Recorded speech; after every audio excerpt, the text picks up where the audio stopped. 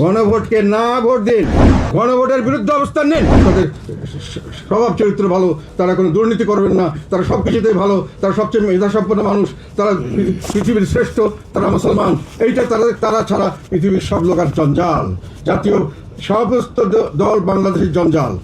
এখন অনেকেই এটা উপলব্ধি করছেন না, খুব মনে করছেন ভালো, কিছুদিনের মধ্যে সবাই উপলব্ধি করবেন। এই নাজি জার্মানির এই যে অবস্থা, জার্মানির এডলফ হিটলার করেছিল, এক এক করে সমস্ত বিরোধীকে সে ধ্বংস করেছিল, বাংলাদেশে সেই প্রক্রিয়া শুরু হয়ে গেছে বলে আমি আশঙ্কা করছি। এবং এটা আপনাদেরকে আমি জোর দিয়ে বলতে চাই, এই দৃষ্টি আমার কথাটা আজকে মনে রাখেন, আপনারা পরবর্তীকালে আমাদেরকে বলবেন। অনেকেই ভুলে এখন মনে করছেন না আওয়ামী লীগকে বাদ দিয়েছে, তাতে কি, আমরা তো আছি।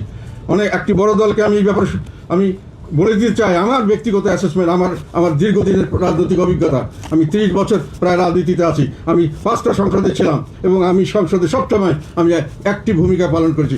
আমি সংসদীয় গণতন্ত্রের বাংলাদেশের মধ্যে সবচেয়ে বেশি আমি মনে করি আমার অভিজ্ঞতা সম্পন্ন ব্যক্তি। এবং সেই হিসাবে আমি আপনাদেরকে একটা হুঁশিয়ার করে দিতে চাই যে ফ্যাসিজম এর জায়গায় যে নাজিজম চালু হয়েছে, এই নাজিজমের কবলে আপনারাও ধ্বংস হয়ে যাবেন যদি হুঁশিয়ার না হতে পারেন এবং এটাকে রক্ষা করার জন্য একতাবদ্ধ না হন, তাহলে আপনাদেরও বেশি দিন দেরি নাই। আওয়ামী লীগ গেছে, ছাত্রলীগ গেছে, জাতীয় পার্টি গেছে, অন্য সবাই গেছে, বাকি চুনোপুটি চলে যাবে। আর বিরোধিতা করবার জন্য যেটা আপনারা মনে করছেন, সেই বিরোধিতার জায়গায় আপনারা থাকতে পারবেন কিনা আমি নিজে এই ব্যাপারে সন্দিহান। এবং আমি এখানে আশঙ্কা প্রকাশ করছি যে এখনই সাবধান হন, এখনই সাবধান হন। অ্যাডলফ হিটলারকে ঠেকাতে হবে এবং এই অ্যাডলফ হিটলারের নতুন যে নাজি, এদেরকে ঠেকাতে হবে সামনের দিকে, দলবদ্ধভাবে সকলে মিলে যদি ঠেকানো না যায়, সবাইকে জঞ্জাল হিসেবে তারা আমাদেরকে পৃথিবী থেকে বিদায় করার বন্দোবস্ত, শুধু রাজনীতি থেকে নয়, আপনারা পরবর্তীকালে জঞ্জাল হিসেবে বাংলাদেশে বেঁচে থাকতে হবে। এখানে আমি আরেকটা জিনিস আমি মনে করি আমাদের পরিষ্কারভাবে বলা উচিত, সেটা হলো এখন যে একটা গণভোটের অনুষ্ঠান হচ্ছে, অন্তর্বর্তীকালীন সরকার সংবিধানের অধীনের একটি সরকার। যতই গোজামিল বলেন, এটা একটি সাংবিধানিক সরকার হিসেবে শপথ গ্রহণ করেছেন এবং শপথের সঙ্গে তারা এটা দৃঢ়ভাবে বলেছেন যে আমি সংবিধানের রক্ষণ, সমর্থন ও নিরাপত্তা বিধান করিব। সংস্কার সংকলিত যেগুলি বিষয় উনি গণতন্ত্রের গঠন এই সংবিধানে আনার জন্য গণভোটের ব্যবস্থা করেছেন, সেটা সংবিধানের গ্রহণযোগ্য কোনো বিধান নেই, এটা সংবিধানের মধ্যে নেই। শুধু নির্বাচিত সংসদ সদস্য তার সংসদই শুধু সংসদের কোনো সংবিধানের কোনো রকম কোনো পরিবর্তন করতে পারে এবং সেই পরিবর্তন হবে একটি নির্ধারিত, সংবিধান নির্ধারিত একটি পথে।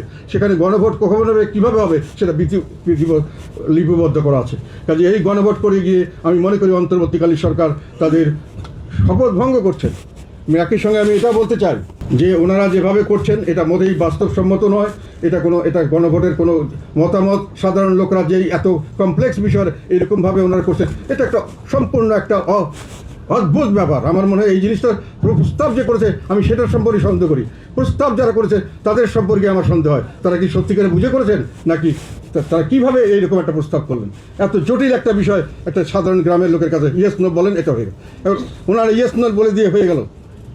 এবং এটা শুধু এটা সংবিধান সম্মত নয় এবং এটা দেশে আমার অভিজ্ঞতা থেকে বলছি, ওনার দুই একটা এক্সাম্পল দিতে পারি আমি, যে সংবিধান সংশোধনগুলি তৈরি করেছেন, এই সংবিধান সংশোধনে, বিশেষ করে সংশোধনী যেটা এনেছেন, তাতে করে দেশ অচল হয়ে যাওয়ার সম্ভাবনা আছে।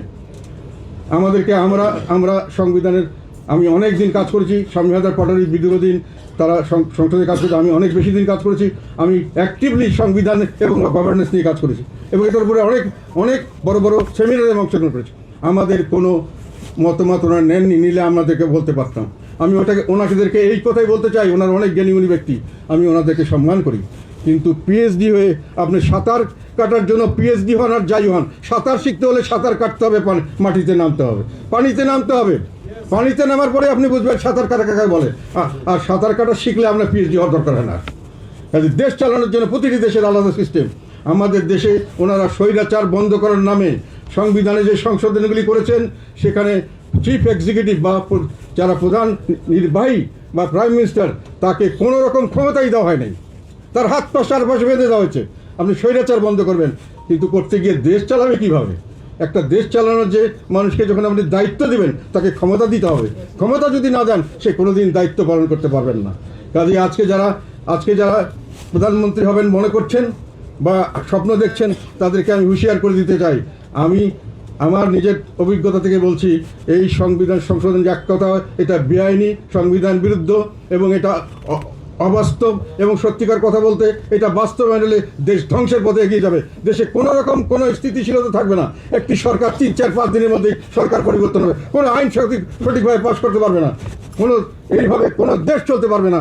যতক্ষণ পর্যন্ত আপনি একটা লোকের দায়িত্ব দিবেন, তাকে ক্ষমতা দিতে হবে।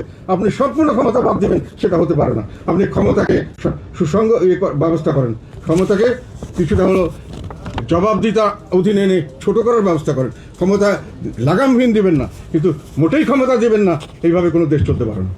কাজেই আমরা মনে করি যে এই সংস্কারের বিরুদ্ধে আমাদের অবস্থান থাকবে। আমরা না ভোট দেব এবং আমরা জনগণকে না ভোট দেওয়ার জন্য উদ্বুদ্ধ করব, দেশের স্বার্থে, জনগণের স্বার্থে।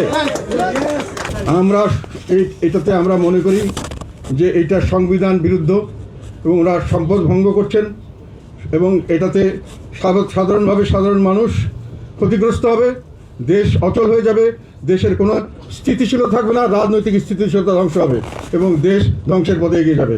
কাজে আমরা মনে করি দেশের স্বার্থে, জনগণের স্বার্থে এবং আইনের শাসনের স্বার্থে আমরা বিশ্বাস করি যে এই গণভোটকে আমাদের সকলকে প্রত্যাখ্যান করা উচিত, না ভোট দেওয়া উচিত এবং এই গণভোট অধিষ্ঠিত না হোক, সেটাই আমরা চাই, আমরা দাবি করি। এবং আমি এটা চ্যালেঞ্জ করে বলতে পারি, আমি ডিবেট করতে পারি কারোর সঙ্গে, যে এখানে কতগুলি বিষয় করা জানা হয়েছে এবং যে প্রক্রিয়া করা হয়েছে এটা অবাস্তব একটা প্রক্রিয়া। এই প্রক্রিয়ায় কখনোই জনগণের মতামত সঠিকভাবে আসা সম্ভবপর নয়। গণভোটকে না ভোট দিন, গণভোটের বিরুদ্ধে অবস্থান নিন, দেশকে বাঁচান। এইটাই হলো আসল কথা।